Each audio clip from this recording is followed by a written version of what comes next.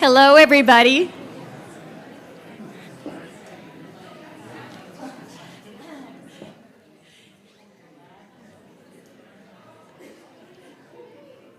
If I can invite you to find your seats, and I think it's especially appropriate at this time to say, please silence your phones. And let me greet you. Hello. My name is Leah Middlebrook. I am the director of the Oregon Humanities Center, and on behalf of the center, I would like to welcome you to our first endowed lecture of the 25-26 season of programming. And this year, the Oregon Humanities Center is devoting our programming to the theme of attention. Our programming will explore the dynamics of how, why, and what we focus on shapes our reality and creates our purpose. Also known as concentration, alertness, focus, notice, awareness, heed, regard, consideration. Attention is the fundamental cognitive ability to sustain one's energy on a specific pursuit or thought. How do we attend? How do we pay attention? Who or what controls our attention? How do we allocate this precious resource? Throughout this academic year, speakers in this series will apply their diverse disciplines, perspectives, and backgrounds to highlight how attention connects us to others and allows us to experience the world around us. And please do, if you have not done so already, go to our website, ohc.uoregon.edu, for information about the attention series. And if you haven't done so already, also please make sure that you are subscribed to our newsletter and register for our weekly emails to learn more about the wide range of programming and events the OHC supports and co-sponsors, including this series on attention. And of course, today we are delighted to open our extended conversation on attention with the 3 University of Oregon faculty speakers, whom we are so glad to welcome, and I will introduce them momentarily. Just a few matters of business first. I want to take a moment to acknowledge the brilliant and hardworking Oregon Humanities Center staff who devote so much time, thought, and care to the thriving culture of the humanities at UO. Please join me in recognizing Gina Turner, the OHC's Associate Director.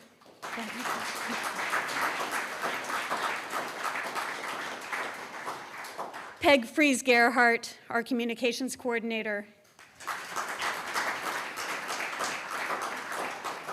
Melissa Gustafson, our Program Coordinator. And Eleanor Hudson, who may have greeted you out at the desk today, who is our student worker. I also want to mention that our panel today convenes under the auspices of the Clark Lecture. Established in 1994, the Clark Lecture was named for UO President Emeritus Robert D. Clark. It has been sustained through the generosity of the Oregon Community Foundation, and we are grateful for the Foundation's steadfast support of the humanities and the OHC. Yes. Do clap. I really think that steadfast support for the humanities and the OHC deserves applause at every juncture, so thank you. Thank you. We open our events at the OHC with a land acknowledgement developed by our colleagues in Native American and Indigenous Studies and in consultation with the Grand Ronde and Siletz tribes. The University of Oregon is located on Kalapuya Ilihi, the traditional indigenous homeland of the Kalapuya people. Following treaties between 1851 and 1855, Kalapuya people were dispossessed of their indigenous homeland by the United States government and forcibly removed to the Coast Reservation in Western Oregon. Today, Kalapuya descendants are primarily citizens of the Confederated Tribes of the Grand Ronde and the Confederated Tribes of Siletz Indians, and they continue to make important contributions to their communities, to the UO, to the lands now known as Oregon, and to the world. In following the Indigenous Protocol of acknowledging the original people of the land we occupy, we extend our respect to the 9 federally recognized indigenous nations of Oregon, the Burns Paiute Tribe, the Confederated Tribes of the Coos, Lower Umpqua, and Siuslaw Indians, the Confederated Tribes of the Grand Ronde, the Confederated Tribes of the Siletz Indians, the Confederated Tribes of the Umatilla Indian Reservation, the Confederated Tribes of Warm Springs, the Coquille Indian Tribe, the Cow Creek Band of Umpqua Tribe of Indians, and the Klamath Tribes. We express our respect to the many more tribes who have ancestral connections to this territory, as well as to all displaced and indigenous peoples who call this place, which we call Oregon, home. So a few minutes ago, I forecast a year of ongoing interdisciplinary conversation. The OHC is a hub for just this kind of activity, which really thrives, we might say flourishes, at the UO. And we are so pleased that our three highly distinguished guests have agreed to open our conversation this year by sharing thoughts and insights that arise from their research in the areas of neuroscience, art, and literature. The plan is that I will introduce all three panelists now, and then speakers, I will ask each of you to come to the podium to deliver your remarks. And when all three have spoken, then we can open things up to a wider discussion and Q&A. Santiago Jaramillo is an associate professor in the Department of Biology and the Institute of Neuroscience. His lab studies auditory cognition, how the brain helps us hear the world by recognizing, paying attention to, and remembering sounds. His research is performed on mice so that advanced techniques can be used to measure individual neurons of different classes and change their activity with high precision. His work focuses on the healthy brain rather than on any specific disorder. However, his studies can help others understand and address disorders relating to hearing and inspire better artificial hearing systems. Kate Mondlock is a professor of contemporary art history and theory. Her research explores late 20th and early 21st century art, focusing on perception, embodiment, and the impact of new technologies in art and everyday life. Her research fields include new media and theory, installation art, feminism, science and technology studies, human flourishing, and mindfulness in higher education. She is especially interested in theories of spectatorship and subjectivity, as well as in research methods that bridge the sciences and the humanities. Trace Pyle, Forrest Pyle, is a professor of English whose scholarship focuses on British Romanticism and its afterlives in contemporary literary and visual culture. He has published 2 books, The Ideology of the Imagination, Subject and Society in the Discourse of Romanticism, which came out with Stanford University Press, and Art's Undoing, in the Wake of a Radical Aestheticism, that came out with Fordham University Press. Pyle is the editor of a special issue of the journal Romantic Circles titled Romanticism and the Insistence of the Aesthetic, and he is the co-editor with Jacques Calip of a collection of essays called Constellations of a Contemporary Romanticism, also published by Fordham. In addition to the monographs, Pyle has published essays in the field and more broadly in the discipline on artists and authors as diverse as Emily Bronte and Oscar Wilde, Todd Haynes and David Bowie, Frank O'Hara and Cy Twombly, Gayatri Spivak and Leo Bersani. Portions of today's talk will appear in his forthcoming book, A True Romanticism, Yesterday and Tonight. And Pyle is in the preparatory stages of a book co-authored with Calip called To the Side of Poetry. Dr. Jaramillo, would you like to get us started?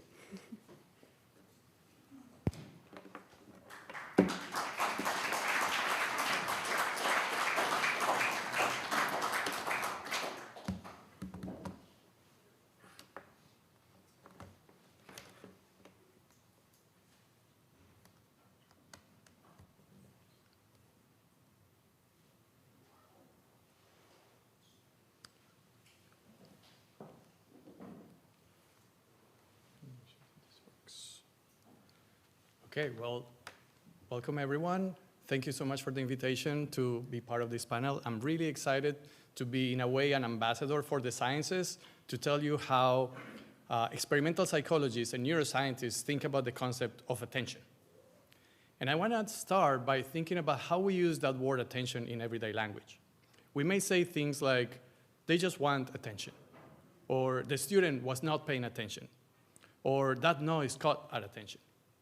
Similarly, We may say that when we read text, we are shifting our attention from one word to the next to integrate all this information and make sense of full sentences, as exemplified here from a lady speaking Swedish or reading Swedish. For today's talk, we're going to define attention the following way. By attention, we mean the set of processes that select certain pieces of information for deeper processing while filtering out some others, as exemplified here of a person trying to focus on this butterfly in the midst of all kinds of distracting stimuli. And to illustrate some of the features of attention, let's start with an exercise. I want you to focus on the breathing. You're breathing while I play some music in the background. Let me make sure this, can we get the HDMI sound? Let me start this again.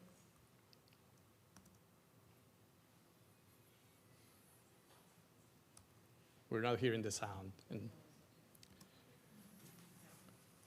we're going to take 30 seconds for this. And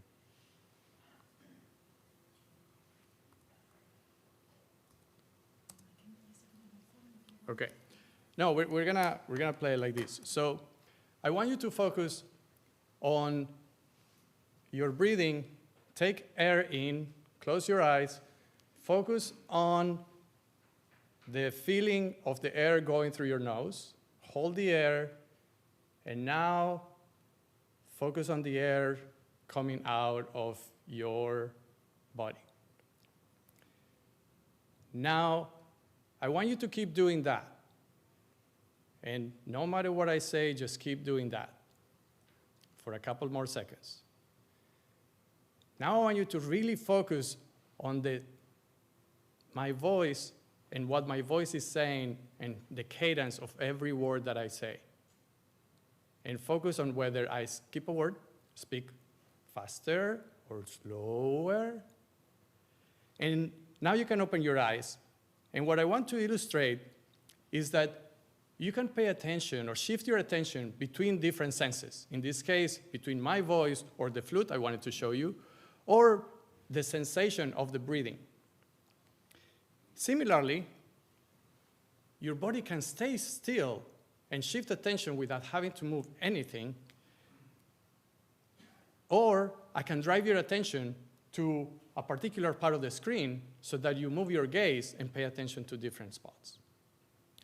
So what this illustrates is that we can pay attention to different senses, we can pay attention within the same sense to different sounds in a room, and we can do so with or without movement. So attention can be also involuntary. If I show you a brief stimulus, you probably move your eyes to see what was happening in that corner of the screen. And you're probably aware that attention can be misdirected, as is commonly done by magicians and illusionists when they try to trick us into seeing things that are not there or not seeing things that are actually there.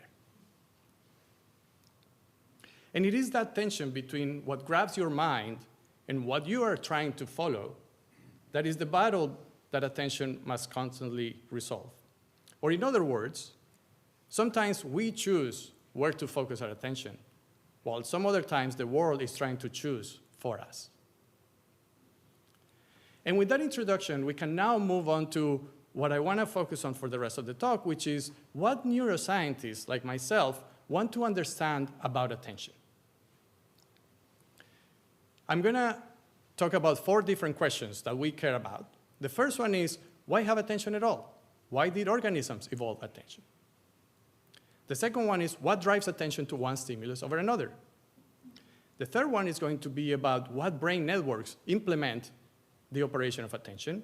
And I'll finish by asking, what specific mechanisms could neurons in your brain use to filter out some stimuli and let other stimuli through? And at the end, we can wrap it up by discussing, why do we even want to answer these questions?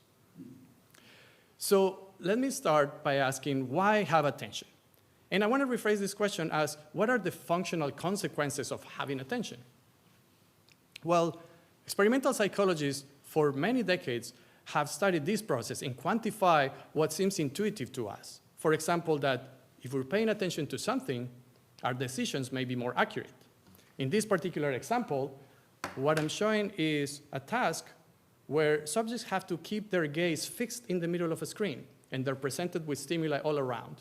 But if they're given a cue of where something is likely to happen, then they're actually more accurate to telling you what happened there than if you ask a question about another part of space.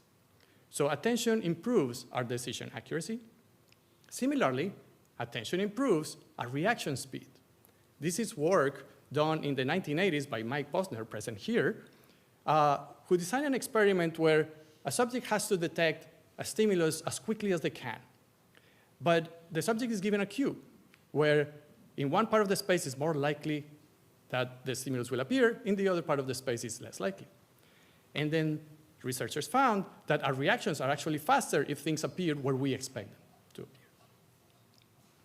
And similarly, researchers have looked at how attention affects memory.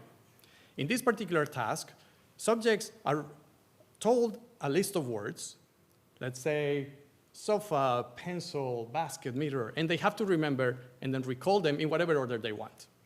But the researchers wanted to see what happens if people have to divide their attention between multiple tasks.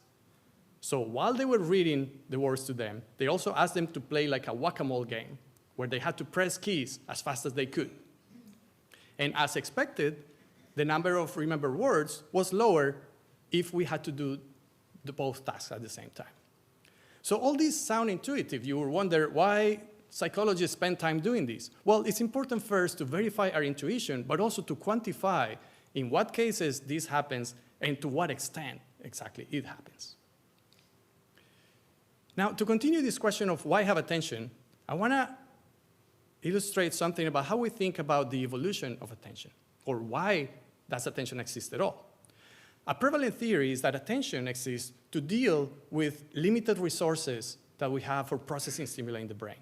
So for example, this person is trying to look at all those things at once, but the mind cannot handle it. So maybe it needs to filter things out to focus on the butterfly. But more modern theories actually argue that attention also helps orchestrate what to sample about the world. In this case, what we mean is that even if you have vast resources, you may need to reduce uncertainty about the thing that you care about, the relevant stimulus. Or you may need to align what you want to perceive with what you want to do. So even systems, like the artificial systems that we are now building, that have vast resources may still need the process of attention to make sense of the inputs they receive.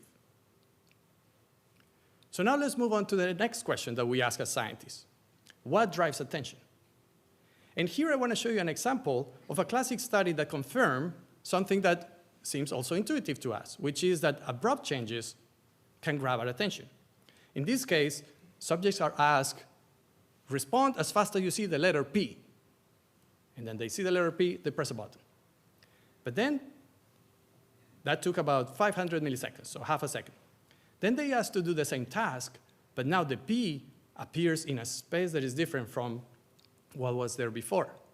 And in this case, people are actually faster.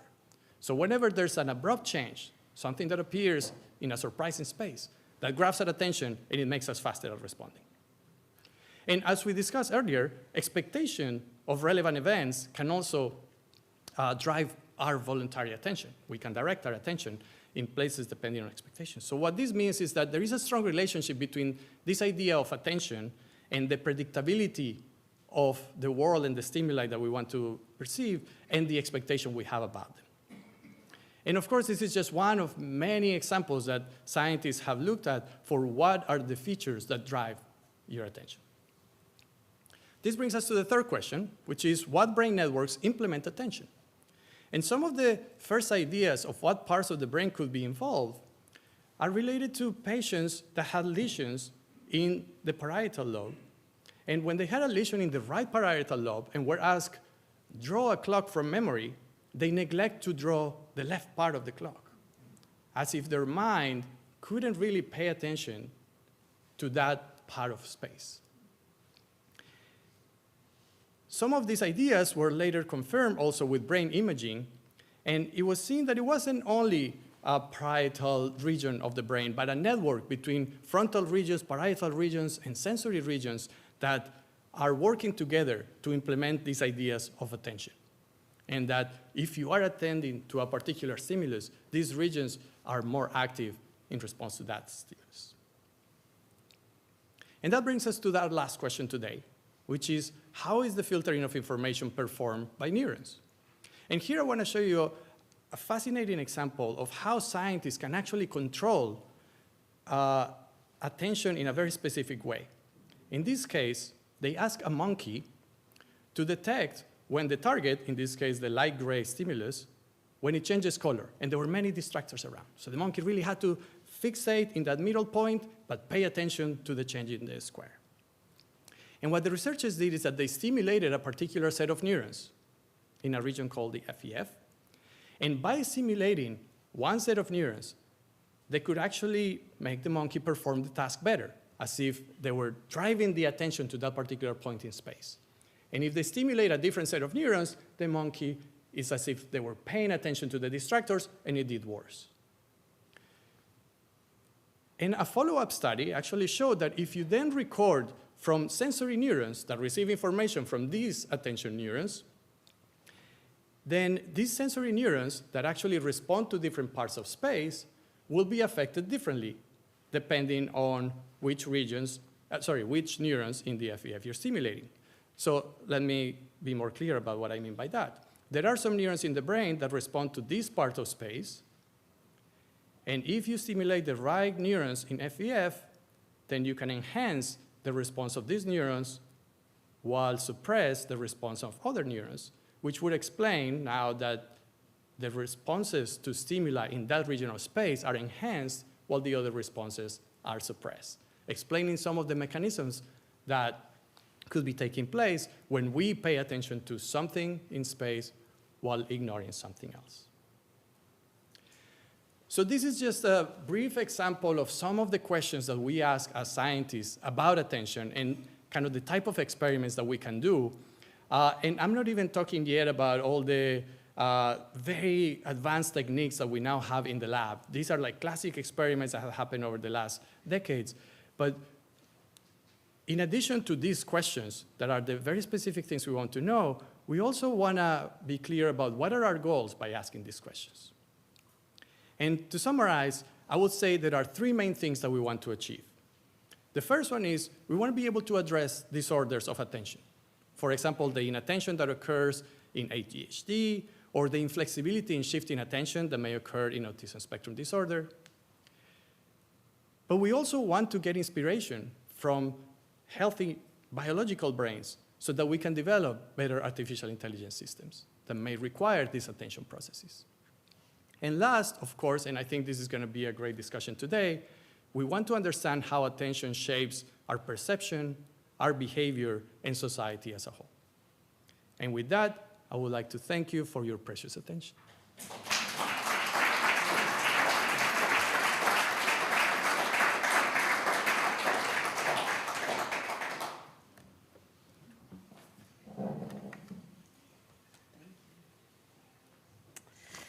Hello. Can you hear me okay? Yeah. So forget everything you've just learned about very precise distinctions about attention. I have actually written a bit about neuroscience and cognitive science in relationship to attention in the humanities, but those are publications you can read if you are particularly interested. Today I'm going to be talking about attention in more of a kind of quotidian way that I think most of us think of it. So hopefully that'll give us some food for thought. So you'll notice that as much as it pains me as an art historian, I'm not using slides today. That's actually intentional. Not because I'm anti-technology, but because my work is about bringing awareness to our engagement with technology, not avoidance. So for this short presentation, let's practice what I so often preach, noticing how screens shape our attention and experience, even through their absence. So my brief remarks today are called Reclaiming Attention and Presence in a Digital Age. This morning, before you even got out of bed, how many times did your phone ask for your attention? As you walked across campus, how many people, maybe including you, were hunched over glowing screens? This is no accident. We live in an era in which our focus is deliberately mined like a natural resource. Historian Graham Burnett memorably calls this attention fracking. My question for our attention panel then is simple but urgent. How might we reclaim it? Attention is foundational, as we heard in the lovely introduction by Leah. How and what we attend to shapes our world, our ethics, and our sense of self. So it's not just a mental function. It's a cultural force that structures experience and mediates our relationship to reality itself. When we lose control of our attention, we begin to lose agency over meaning-making and connection. I've spent over 2 decades studying attention and perception in relationship to new technologies, especially screens. My central question, how do screens create us, even as we create them? Screens are technologies of attention. They're designed from the ground up and to capture and increasingly commodify our focus. When I began studying art and technology in the late 1990s, I noticed that museums were one of the few places where people were predisposed to think about screens, to think about them as material objects, as things that actually have a function, and to think about themselves in relationship to those objects, not just as transparent windows onto another world.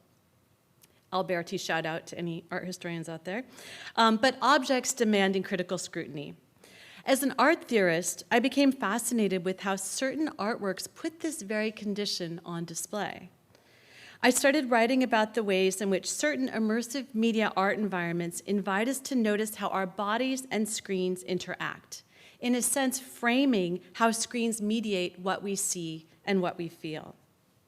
By asking us to pay attention to our attention, these experiential artworks reveal embodied, relational, and environmental connections that are always present, just rarely acknowledged. I proposed that this was important even beyond the confines of the art world because these works offer the radical potential of slowing down, noticing our media habits, and cultivating embodied awareness, even in screen-saturated environments.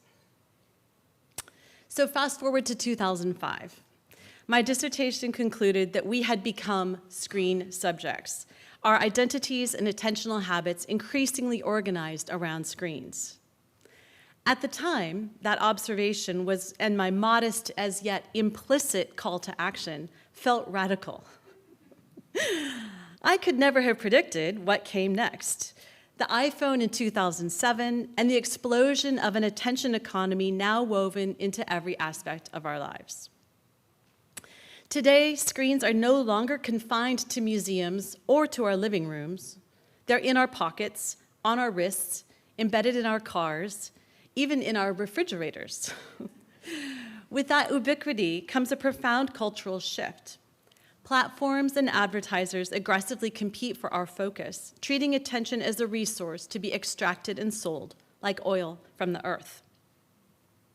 We see the effects everywhere, a culture of distraction, sensory overwhelm, a paradoxical sense of separation and loneliness despite nearly nonstop digital connectivity.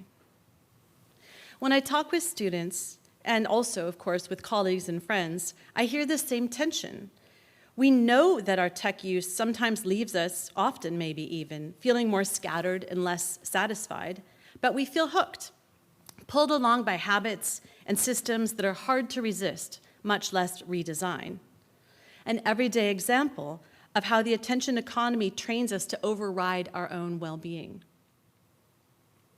As I've watched our culture sink deeper into screens, and most significantly, in fact, most distressingly for me, as I've heard a growing resignation and fatalism from students about this condition, I felt an urgent need to turn my research more explicitly toward the social.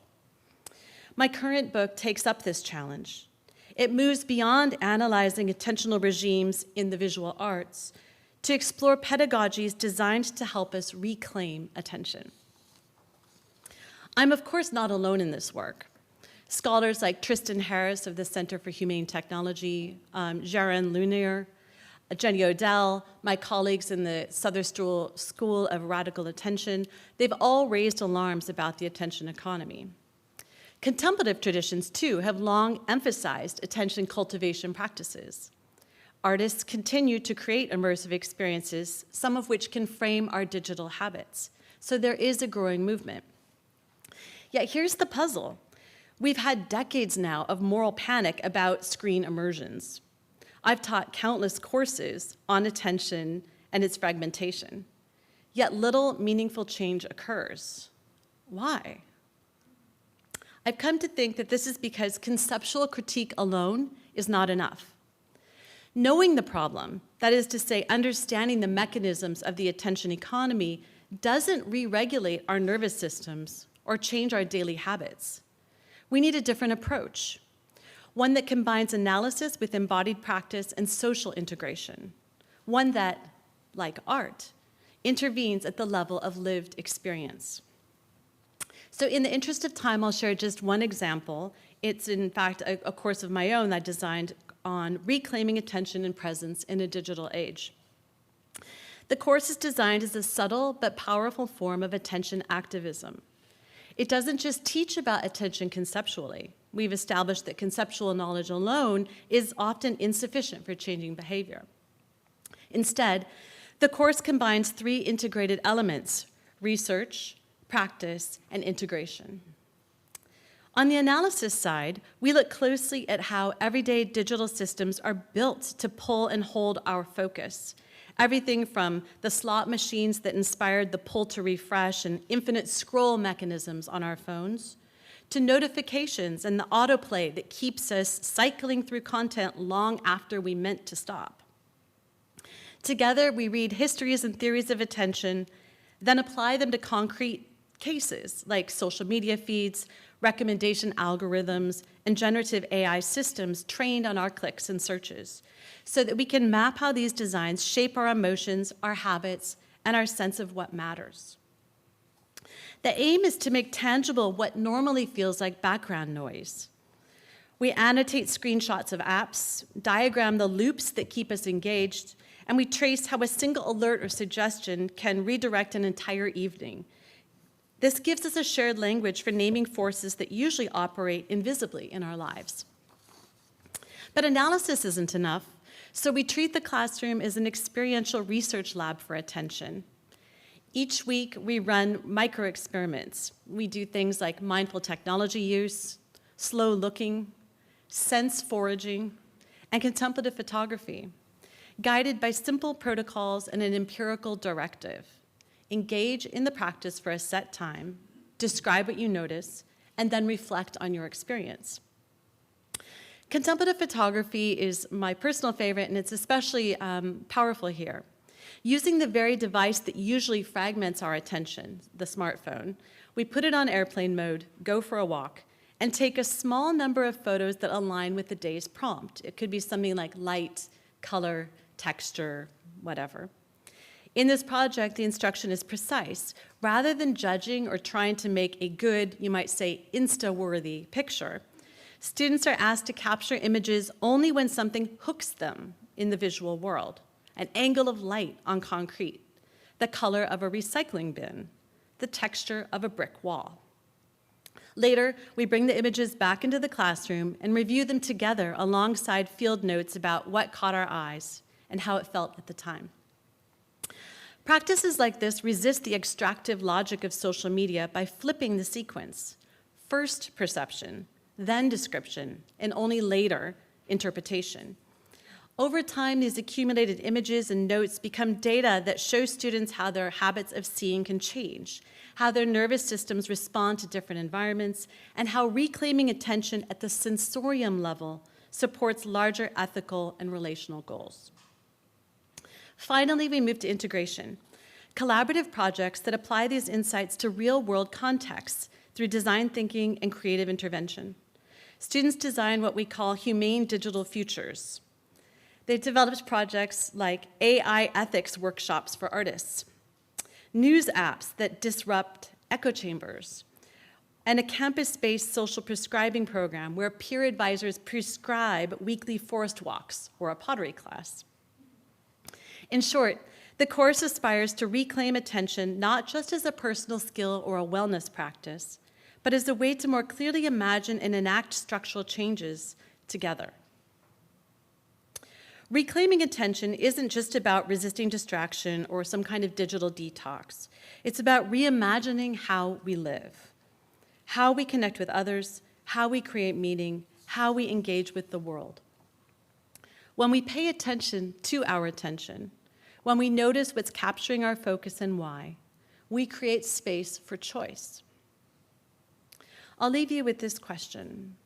What would it look like to design pedagogies and practices that treat attention as a shared human resource, something to nurture and protect?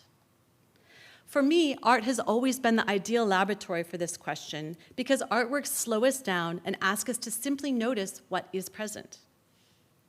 And I believe the humanities more broadly can play a vital role in cultivating attentional practices that are both analytically rigorous and experientially grounded, helping us to analyze systems of power while also sensing how those systems live in our bodies and the spaces we inhabit. When we reclaim our focus and presence in this way, we begin to recover the conditions for connection and for change that grow from sustained, responsible attention to one another and to the world. Thank you.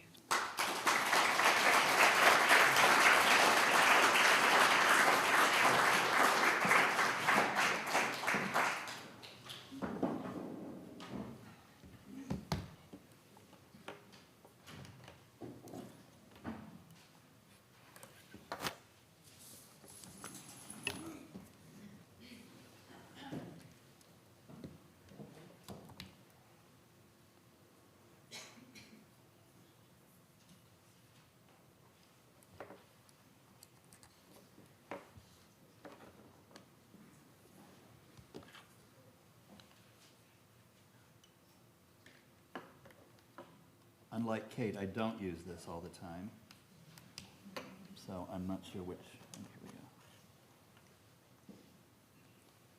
This is HDMI 1, probably goes on this side. Here it is. You can do it just directly over here without, so take this one off. There we go. There you go. And then you want, yeah, HDMI.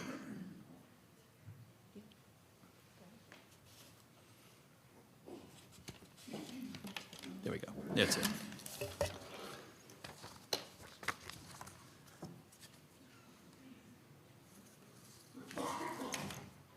As a feature of language, rather than a function of the mind, the definition in English of the word attention has remained unusually stable for centuries.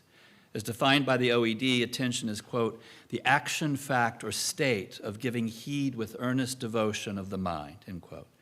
This is a definition that would be recognizable, for example, by the 17th century English philosopher John Locke in his emphasis on attention as a focused exertion of sense experience for understanding the empirical world around us. But as my title indicates, my interest, the focus of my recent work, both in the classroom and in my scholarship, is what I am calling lyric attention. By this, I do not mean attention or devotion to lyric poetry, but a form of attention derived from the lyric, a particular species of attention that is registered through a lyric receptivity of culture and the world, one in which lyric serves as a crucial qualifier of attention. As the word's etymology suggests, lyric poetry is derived from the ancient musical instrument, the lyre, that accompanied performance of the poems, though subsequently it comes to refer to a musicality that is a feature of poetic language itself. In Western literary traditions, the lyric is a mode of poetic discourse that is associated with a heightened degree of subjectivity. Lyric poetry is conventionally understood to represent a range of feelings and thoughts which are interior to the speaker of the poem and perhaps of the poet. And when lyric is invoked as an adjective to describe art forms other than poetry, it is often understood to convey a distinctly subjective impulse, so that we feel justified in calling the films of, say, Wong Kar-wai lyric cinema in ways that we would not find appropriate for the narrative hijinks and thrill ride editing in action films such as the Bourne trilogy. My own scholarship principally addresses Anglo-American poetry from the 18th century to the present, and most scholars of this tradition track the ascendance of the lyric to what we call Romanticism, in which poets from William Blake to Emily Bronte engaged in often daring experiments with the lyric genres of the ode, the ballad, the sonnet. Let's take, for example, William Wordsworth's lines composed a few miles above Tintern Abbey on revisiting the banks of the Wye during a tour, July 13, 1798, a poem that has long been more economically referred to simply as Tintern Abbey. The poem's canonization as a touchstone of English Romanticism makes it difficult now to reckon just how radically innovative, unprecedented really, it is for Anglophone lyric poetry. In Tintern Abbey, the 5-beat line, its iambic pentameter, is so subtly interfused that the pattern seems to dissolve, and the absence of rhyme and hard stops at the end of each line makes the poem feel as if it's actually composed in prose with line breaks, rather than blank verse, almost as a poetic improvisation in present tense. The poem doesn't announce itself as an ode or declare any significant topic theologically, politically, or culturally. As my students say, it seems random. These are merely lines that happen to be composed near the ancient ruined abbey on July 13, 1798, the eve of Bastille Day, a fact that Wordsworth simply marks with a kind of lyric timestamp, despite the fact that he is the one English poet to have actually been in France to witness the events of the Revolution. But the poet leaves that story aside and focuses attention on the scene before him. In the scene's first lines, here on the left, in the left column, we are made to feel as if we are watching the speaker's attention to the landscape with observant care and in real time. Wordsworth's speaker seems to make the act of saying into an act of seeing, and he even pulls off the trick of correcting himself. Look at these hedgerows. Wait, no, hardly hedgerows, just little lines of sportive wood run wild. Actually like the lines of poetry he is presenting his readers here and now. But as remarkable as these lines are, they are not what I am describing as lyric attention. They are rather acute examples of focused empirical attention in a lyric poem. For my first example of lyric attention, I turn to a subsequent passage in the same poem, here on the right column, in which Wordsworth has pivoted from his careful devotion to the details of the scene before him to another register, one that stresses the strange feeling of a disturbing presence of joy, a felt something that is not theological or empirical, one whose dwelling is elsewhere, in the light of setting suns, where he receives a motion and a spirit that impels all thinking things, all objects of all thought, and rolls through all things. Thus do these little lines present us with a virtual world made available through lyric attention. My thinking about lyric attention in Wordsworth and elsewhere is derived not from exciting new developments in the cognitive sciences, which we just heard about, or contemporary literary or aesthetic theory. It is, in fact, prompted by the Victorian critic Walter Pater, known outside of 19th century British studies, if he is known at all, for his influence on Oscar Wilde, or perhaps for his aestheticist manifesto of art for its own sake, or for other memorable catchphrases of the moment, such as, "All art aspires to the condition of music." That sentence appears in Pater's The School of Giorgione, an exquisite essay on the Italian Renaissance painter that is prefaced with an account of lyrical poetry. According to Pater, lyrical poetry is, at least artistically, the highest and most complete form of poetry because it offers a new relation to the world entirely, a relation divested of the kind of subjectivity we associate with focused forms of attention. Independent of the mere intelligence and the narrow chamber of the individual mind, lyric poetry in its most concentrated forms offers animated instants, exquisite pauses in time, in which arrested thus, we seem to be spectators of all the fullness of existence. When our everyday attentiveness is relaxed, something can happen in which the happier powers in things without are permitted free passage and have their way with us. Lyric poetry, then, offers a form of receptivity that takes place in the virtual world of aesthetic experience, not as a private subjective domain, but as a receptacle of so many powers or forces, lyric energies circulating in the service of this happy relational scenario of being done to rather than doing.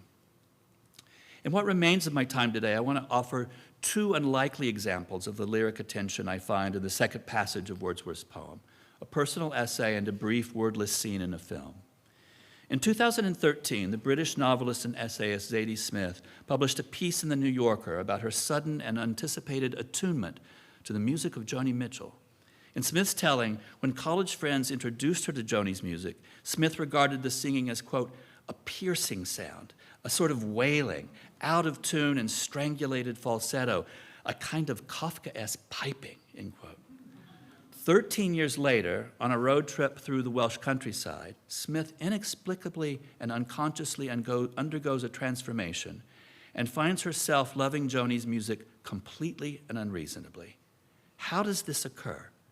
Involving no progressive change, as she puts it, and no new attention to the music, Smith arrives instantaneously at what she calls a sudden, unexpected attunement.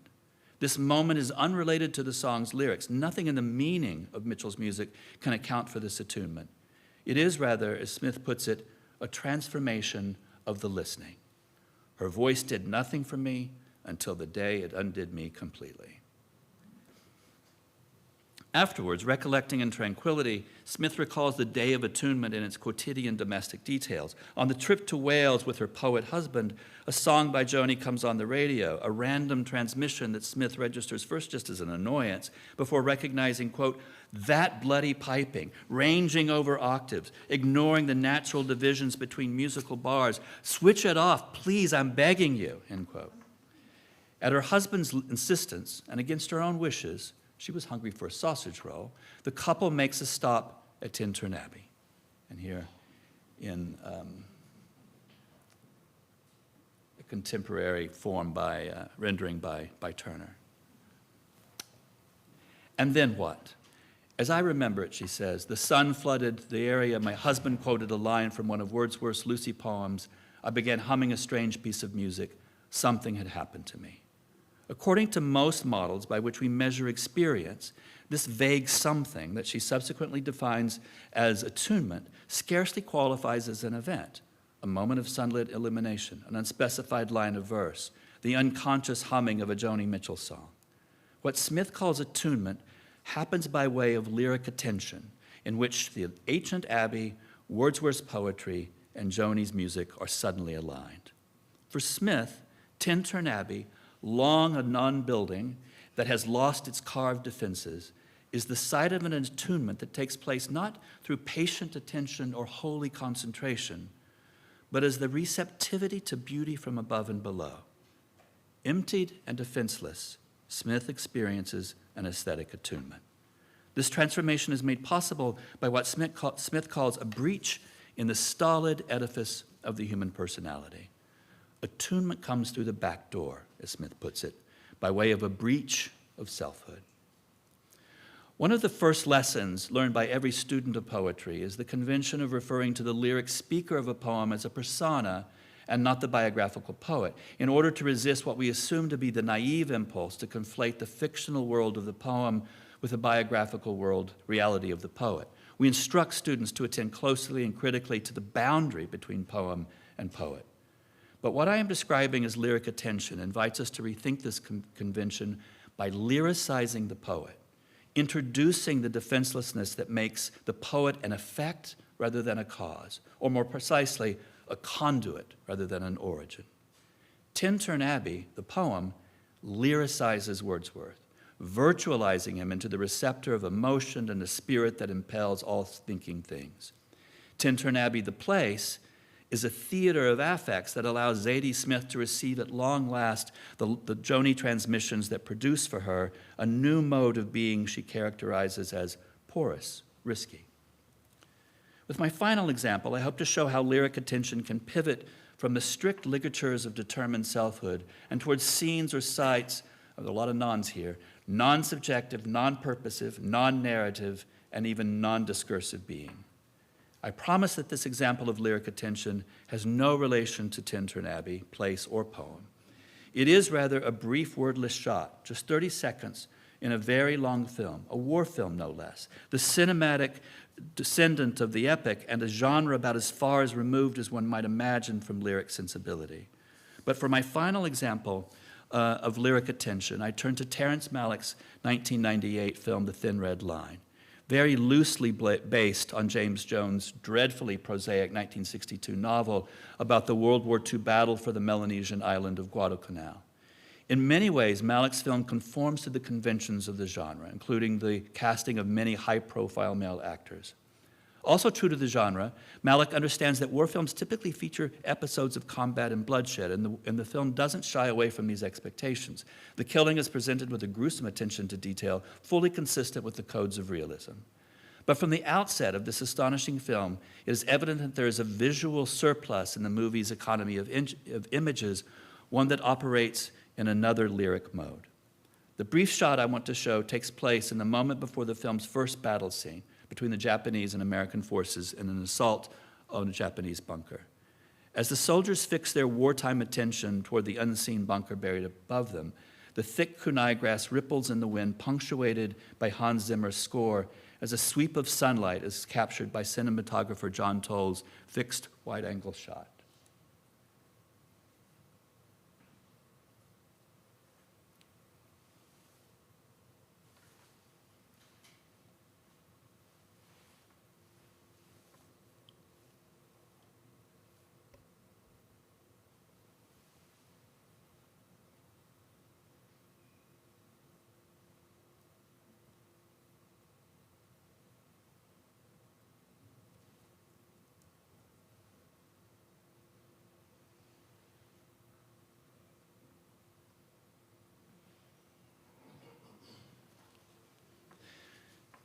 In narrative terms, the shot is utterly superfluous. Grace notes at golden hour. None of the soldiers reacts to the image. Their shared spectatorial gaze is locked on their invisible adversary. And in the scene that immediately follows the shot, all hell breaks loose and many of the combatants are summarily dispatched as they advance toward the bunker. But this fleeting moment of horizontal illumination, what Pater might call an exquisite pause, is visually so arresting that even though it is not addressed by the story, and even though you didn't hear the swelling sound in the background, it seems to invite some kind of symbolic significance. And to be sure, the film voices themes that belong to a philosophical register, most often in an anonymous voiceovers, including the weighty question that provides the film with its first words: what's this war at the heart of nature? But what I am calling lyric attention is indifferent to official philosophical themes and possesses no symbolic or theological significance, just the shimmer of poetic apprehension found to the side of comprehension. It's closer in effect to what Roland Barthes calls the punctum, rare but precious images shorn of meaning, the lucky catch that seems accidental, a wounding by tiny shocks or jubilations, all quite distinct from the brutal wartime shocks and wounds that are prominently featured in the film's narrative. From the perspective of lyric attention, this shot doesn't represent anything or mean anything. It's a sheerly cinematic image, to use Michael Allen's formulation, is captured and projected, in this case to exist solely for the virtual world of the film. After the first screening of The Thin Red Line, Woody Harrelson, whose performance is unforgettable, remarked wryly that the actors were performing in one kind of movie while Malick was making a different one. As an actor earnestly devoted to his craft, Harrelson had carefully studied the script, a war movie told through and about a central character played by Adrian Brody, one based on the novelist's own experiences. But another film was, as they say, found in the edits, one that literally cut the subject and the story, and with it all of Brody's lines, entirely from the final projections, leaving us instead with glimpses of a lyric world to the side of the great war of nature, a lyric world that exists solely for its own sake, but as a gift to us all, fleeting though it may be. Thank you.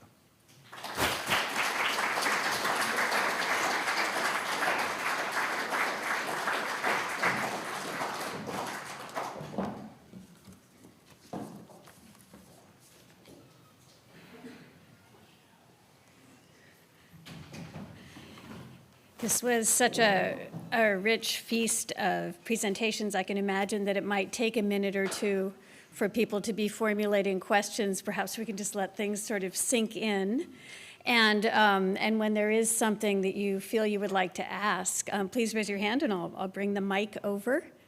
And that also, panelists, if you have questions for each other as well, we would be really delighted to listen to that conversation too.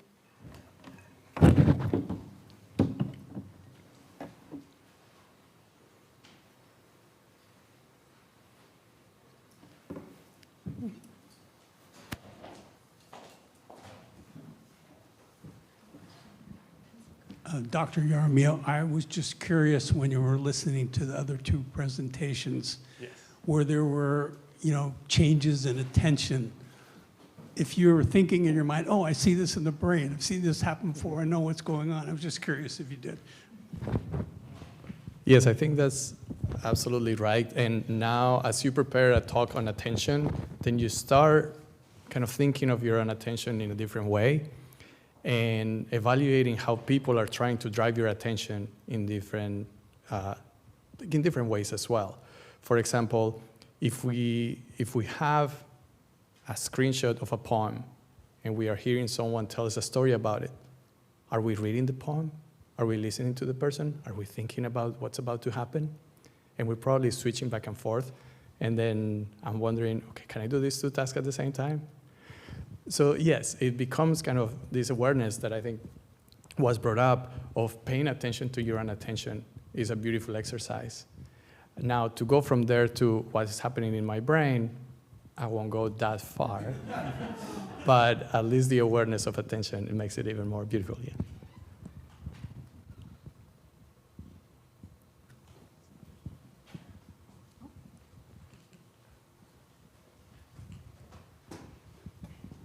You referred to the two movies parallel happening simultaneously, perhaps. But can our attention be on both of them? Can we see both of them? Or did you have to watch the movie a couple of times? And I'm thinking of that famous study about the people passing basketballs and whether they see the gorilla walking through the room. Can we see both at once? It's a great question. I think that what the film is trying to do is to ask us to see those two things simultaneously. What's interesting for me about that scene is the soldiers, they have the most direct, fixed attention on something that is about to kill them, right? And yet, the film releases us to another kind of attention that's made available, splicing in the scene in order for us to see something. So I think it asks us to see those two things simultaneously, even if none of the combatants or actors can't. And a follow-up question, if I may. Go ahead. How does that relate to being with screens or without screens? Then can we train ourselves to be paying attention to more at once? Yes. No. Yes, I believe so. That's sort of the intention of the course that I was describing and of my, I have to believe that at least, that yes, in my first book I mentioned something along the lines of, are we both here and there, or are we sort of more ominously neither here nor there when we're in a screen world? And since then, in second, and now this book I'm working on now, I think that there is a way that we can be kind of present in both, but I do think there's a kind of impoverishment of being, having that divided attention, really, yeah. If I can add to that, yes, I'm very curious about these ideas of divided attention, and even from the experiment in psychology, they show that our performance is not as good if we divide the attention. So we may need to really, truly see those two films, just watch it once with one perspective and watch it again with the other one if we really want to go to the details of each. So while we can train ourselves to be a little better at doing these multiple things at once, it usually happens because our bodies and our brains are automating one of the two processes. Think about what you can do while you're driving, let's say. So we don't really pay attention anymore about how we're pressing the pedal. we can do it. But we're not paying attention to it. We cannot really feel our feet doing that. So we're missing that experience. So I think if we truly want to, let's say, really enjoy those two versions of the film, we, as limited humans, will have to do it one at a time.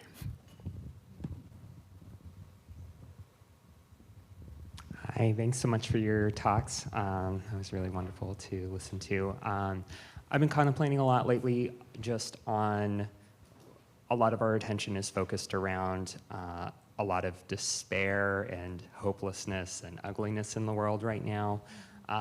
And counterbalancing with that of knowing, wow, I've experienced all these beautiful things and all this wonder in my life. And I'm just wondering, hearing from you, how you maintain that balance of we exist in really harsh, challenging times, and like being attentive to the beauty and wonder of the world is really important and really healthy. Who wants to start? I can give a little bit of my own perspective is the realization that our attention is such a precious resource that we really want to use it wisely. So choose wisely what sources of, let's say, information or what is like deciding what you spend your time on. So I try to balance the idea of staying connected, staying informed, with a little bit of the self-care of staying joyful. Yeah, I think it's a challenge. I mean, this notion of receptiveness is one that I think is one to emphasize, that how to be available to these moments and, on the one hand, suspend everyday attentiveness, the sort of rabbit hole of the New York Times feed or something, which gets nowhere. But there is that everyday attentiveness suppressed. It's a possibility to have a kind of receptivity to the kind of lyric moments of attunement that Zadie Smith was describing. She spent her entire life loathing this, and something happened. And part of it is, she doesn't even think about the music so much in this essay, but on how did the listening change at that decisive instant that allowed her her defenses down for this moment that she characterizes as a moment of sheer beauty. So I don't know that there's strategies for it, but I like to find the places where I see it happening, and certainly Zadie Smith is one of those. Do you want to share how you... Hi, thank you all so much for those amazing papers. I wanted to ask a question that I think applies to all of them in different ways, which is about the question of control or power over our attention, right? That question of volition that was raised in the first paper. And on the one hand, I sort of, I bristled a little at the suggestion of the need to seek out remedies for autism and ADHD, both of which I have.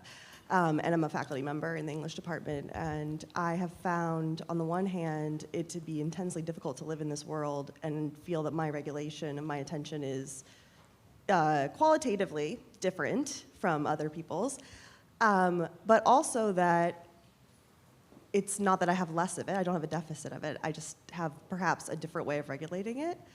And I think there's something interesting in tracing your suggestion that a receptivity to attention we don't control can be a really beautiful and illuminating thing.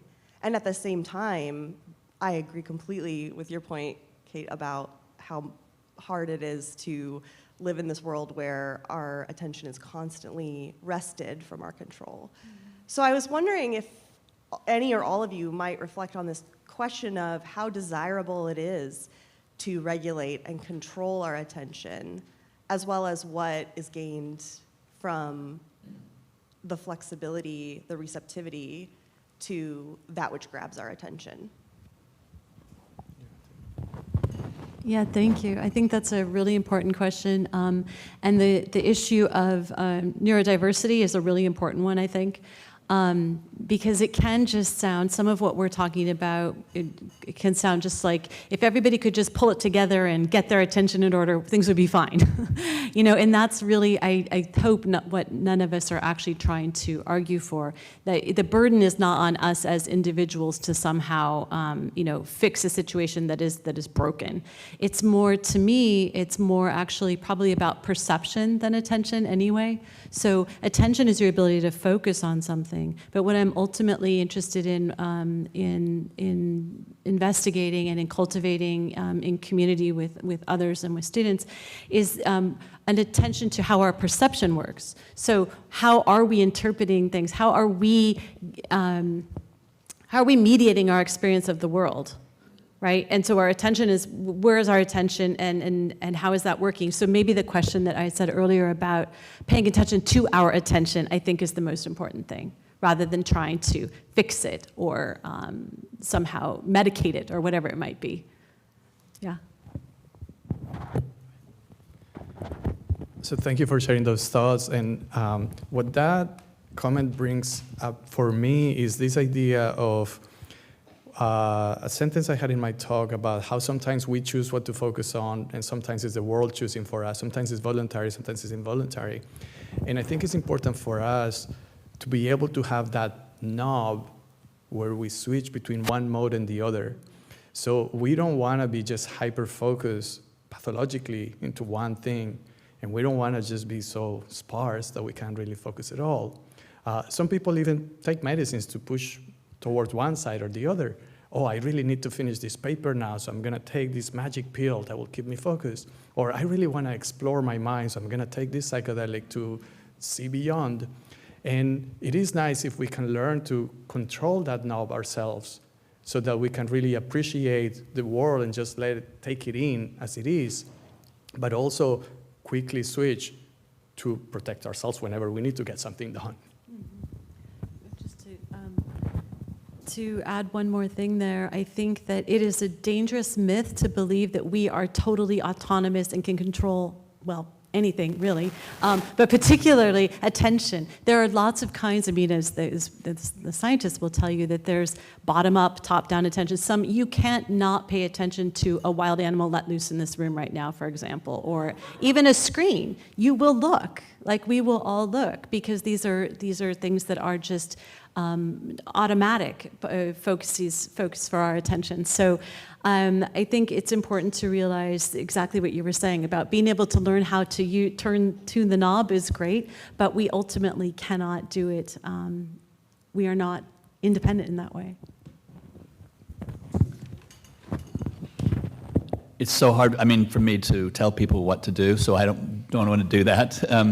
But you know, I think it's important to figure out, you know, how to maintain autonomy over these things. But I think for me, just particularly in terms of my work and in the classroom, is like how to seek out works of art that achieve these moments, and what they do, and how they provoke our notion of attention. So rather than sort of imagining it as a policy, it becomes an invitation to think about a poem.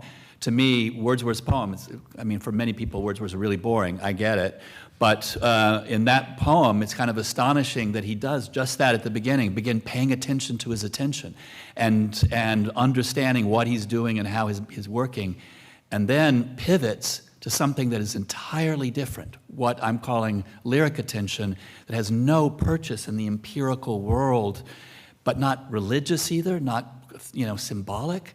So how to identify those moments in works of art, whether it's Terrence Malick or William Wordsworth or Zadie Smith, becomes a way of seeking out new relations. And that's the thing that I think the most that I can say about that. Hi, thank you for all of your insights. Kate, the points you raised in your discussion around screens and museums prompted an interesting current dilemma, I think, particularly for those who run the Louvre. No. Okay. I immediately thought, is there a role for screens in, one of the world's top museums? Yes. Okay. They still have not found those jewels. They may never find them. They've arrested 8 people. Nobody knows where the jewel, or, whatever. It's a huge issue. And I have asked friends, okay, so if that happened in this country, what would the equivalent be? Someone making off with the Declaration of Independence or something, and hiding it in a closet. I mean, I think for the sake of preserving a country's legacy, security is paramount. Do we want future generations to ever be able to see the real Mona Lisa? I think it's real. Anyway, thank you.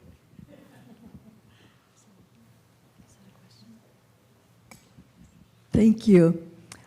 I had two sort of thoughts as I was listening to you. And the first was your remarkable and marvelous, each of you, and joyous and playful, rhetorical, almost circus of words. And we were paying attention. I would say that we were rapt. There was a raptness in our attention because we didn't know what would come next. You were doing such things with language that was inventive and putting it together. So we didn't know what was next. And so we're really right there in wonder.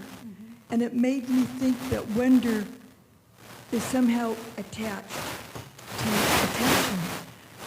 And then Thoreau, who would talk about, he walked for hours, he said. And he said, but he would be out there in the woods, and what is he thinking of? He's thinking about the stuff going on in the city, and more ice, and he's thinking about it. And he stops himself, and he says, what is the point of being out here if I'm not paying attention? And so the plot became, which I now see, is the struggle to pay attention, that it is so hard to relinquish it. And even in Hamlet, with that famous speech that ends, what a piece of work of man, he says, I've been unhappy of late, and he's scolding himself because even though there's this canopy and he's thinking of all the joyous things in nature, but he doesn't feel joyous. And so it's sort of like he's giving himself bad marks because he doesn't pay attention in the right way. And so what you're pointing out is that that's really the plot, whether it's in neurological or in art or literature. It's that struggle to let go and to see. So I loved this. If I can make a comment about that, what that inspired in me is this idea that the more we understand about what takes or grabs our attention, the more we can identify when it's happening and free ourselves from it. So all these examples that we gave of like how someone was trying to drive your attention in a particular way with a visual or with a voice or with a surprise or with some other element, then now that we're aware that that's happening, then maybe we can decide, as again, I may be the naive person who still believes we have a little bit of control over our attention, that we can then decide, this is something I do want to attend, or this is something that just grabbed my attention and now I can let it go.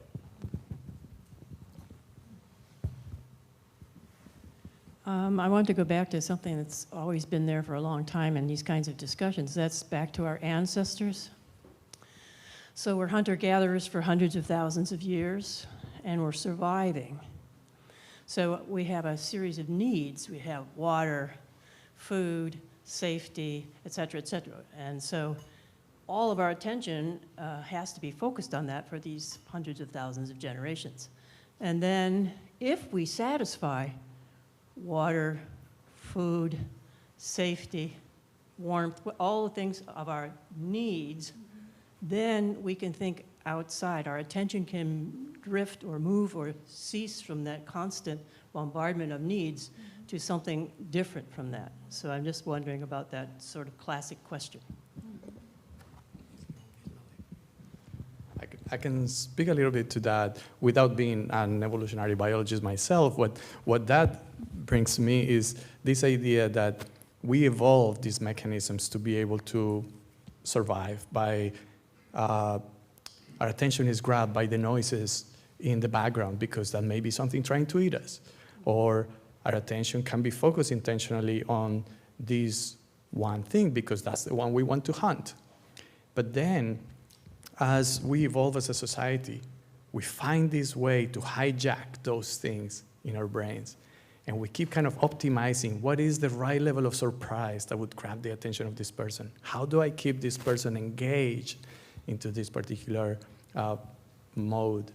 And take it how you will, but I think we're getting to the point where these things that have evolved over thousands of years that are really intrinsic to ourselves, they're not easy to change from one day to the next, but they can be exploited by kind of creating these artificial environments that we are, as humans or other animals, are not really prepared for.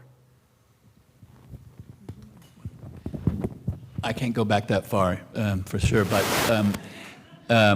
it is interesting in the Zadie Smith piece, she's at Tintern Abbey, and she's reflecting on what the Abbey is designed for, which is holy concentration and patient contemplation. And now it's destroyed, it's a ruin. And in the ruins of that place which is now has no inside or outside, she becomes available to what she sees as this moment of attunement, which for her is not religious. So it's in the sort of that's a worn out belief that's gone, but for her, a kind of an aesthetic attunement happens that is a transformation of the listening and a new form of sensation. So it is a kind of measuring of what happens when not simply we evolve out of it, but when these things, these structures are themselves reduced to a kind of ruin out of which some new relation can appear. We have time for 2 more questions, and then I can see that there are so many hands coming up, so I'm hoping that people can circulate and chat over extra, more refreshments. Cool.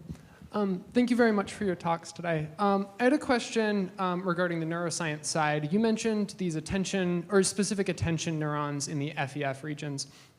And as you were discussing, one of the goals of studying attention in neuroscience is understanding how neurodiversity or like neurological disorders impact attention. So I'm curious if you could expand a little bit. Is there significance to those attention neurons when we talk about things like ADHD or other forms of neurodiversity? Or is that sort of separate from our understanding of those, I guess, ways of thinking and existing in a brain? Thank you. Yeah, thank you for the question. So let me actually step back a little bit and explain something that I didn't have time to go into, which is, as scientists, when we want to understand a phenomenon as complex as attention, we kind of break it down into little pieces that we can try to address. And in this case, what researchers have done is to focus on a very specific type of attention, selective attention to one particular sensory stimulus over another. And many of the examples that I show you were specific to vision. I didn't get to talk about some of our research on something we call the cocktail party problem, where you have all the noises around, but you want to focus on that one conversation. So because of that, the examples that I show are kind of like a reduced version of how we can start understanding the mechanisms of this particular type of visual attention. From there, we as scientists get inspiration for what would be the mechanism that explains something more complex, like what's really happening during inattention in ADHD. And then there are 2 fields that kind of try to converge but haven't yet. One is, for example, we have some medications that seem to help with focusing attention. Ritalin is one of the examples that people use. And that affects particular neuromodulator systems in the brain, like dopamine and norepinephrine. I didn't tell you anything about neuromodulators today because the other field is studying how specific neurons in the visual system are kind of implementing this attention. So there's still a gap that we as scientists have to kind of bridge for understanding how some of the, let's say, therapies that we have that are working to some extent relate to the specific circuits that we are studying and the regions that we study. But I don't think we have a clear answer yet for this specific neuron is the one that doesn't seem to be doing the right thing. And also it's important to emphasize that it's rarely one specific neuron that does a thing. It's a whole network of different neurons of different classes in different areas that are operating together. But I see hope. There are some therapies that are working, there is some knowledge that has been gained, and then we continue to work on that. And I'm sorry that it's a little disappointing of an answer. Thank you all so much, and I'll try to be brief because I know that we're running low on time. Well, I'm a musicologist, and I was interested in coming to this panel because there are quite a lot of musicologists right now interested in attention, and but not necessarily from the perspectives you've all expressed. It makes sense because music, like other temporal art forms, you could understand it as a kind of sculpture or sculpting of attention and surprise. Part of that has to do with the interplay of repetition and surprise and so on and so forth. I don't want to get into the weeds there, but my main question is, it seems like attention is this very fertile ground for potential collaboration between neuroscientists and humanists, and that's why we're all in this room, right? But there is a kind of a fundamental difference in methodology whereby humanists, especially those studying an artwork and trying to understand what makes an artwork spectacular, if they feel it is, are averse to controlling for variables because the art, when you do a study in neuroscience, let's say you're doing a music study and you have to, take just one melody and then throw in one weird note and then see how quickly, like sort of the equivalent of the pee and pause. And so, and that's not really the artwork, right? So I was just curious, this is a much broader question, but I'm curious how, if we're to look ahead to collaborations between neuroscientists and humanists to try to understand on the basis of how the brain works, what is happening in, let's say, music perception or even literature perception, how do we get around that problem of the separation of variables or our aversion to doing that? Yeah, I can speak to that. There's actually a lot going, well, there has been for quite a while, a lot going on in this area. There's an entire field known as, it's a cumbersome name, but neuroaesthetics, more recently being kind of rebranded as neuroarts. And if you look at Johns Hopkins, for instance, there's a research center that is trying to aggregate all this activity coming from even public policy, arts, sciences, bringing them all together. And you're right, that there is, I think, this tension, definitely there's a tension there, but you can find a lot more of stuff right now. If you'd like, I can share some resources too. There's a lot going on. In fact, there's a book, Your Brain on Music, that I'm sure you've seen, that dicks this up. There's a companion to Your Brain on Art, trying to kind of collate all this activity. So I feel like as the ambassador of the sciences here, I should say, don't give up yet on the scientific method for anything you want to understand about the world, even if it's something as complex as human appreciation of music. The challenge is, how do you find, first, that common language between the two fields, but then that common question where, yes, maybe we need to study a reduced version of what you're truly interested in, but that's just the first milestone towards creating a better understanding of something more complex. And I think if we look at the history of science, then that's the way it works. We work slowly towards more complexity. And I hope that eventually we can get to that point of, it's not just changing that one note, but really understanding why a particular individual with a particular background and a particular environment responds in a particular way to that set of music.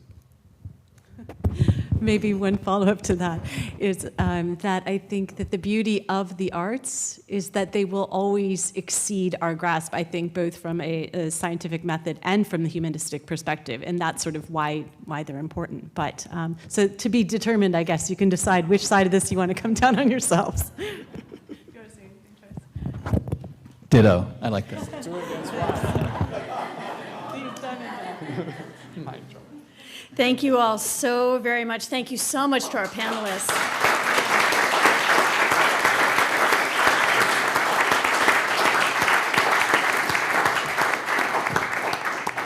And please do linger, enjoy the snacks. I recognize that a number of you had questions that didn't get addressed. So, I hope you can talk them over refreshments. Thank you. Yeah, that was fun. Yeah, thank you. That was great to meet you. It's always so hard for me to pay attention to people right before me. When Yeah, because you're kind of like, you're already in a different place. Something running, I know. did I get the right form? Yeah. So, but it was. It would have been nice to. I just store these things with that. Oh, the whole campaign. So great. Yeah. How's it going? Hi, I'm Vikram. I think we talked on email before.